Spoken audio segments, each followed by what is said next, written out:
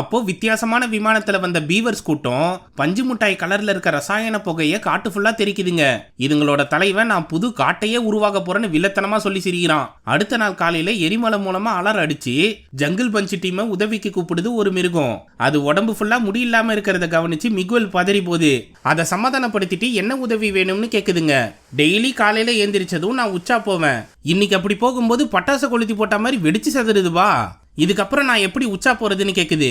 என்னது இது ஒன்னும் விளங்கலையேன்னு ஜங்கிள் பஞ்ச் டீமே முழிக்கிறப்போ கொஞ்சம் தண்ணியை வாங்கி குடிச்சிட்டு இப்பவே உங்களுக்கு ஒரு சாம்பிளை காட்டுறேன்னு சொல்லி உச்சா போக ரெடியா இருக்கு.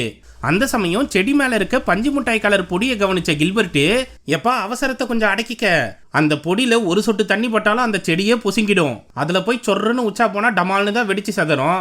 நான் கெமிஸ்ட்ரி படிச்சுக்கிட்டு இருக்கும்போது தலை சிறந்த விஞ்ஞானியா இருந்த ஆல்பர்ட் தவறுதலா கண்டுபிடிச்ச ரசாயன பொருள் தான் இது.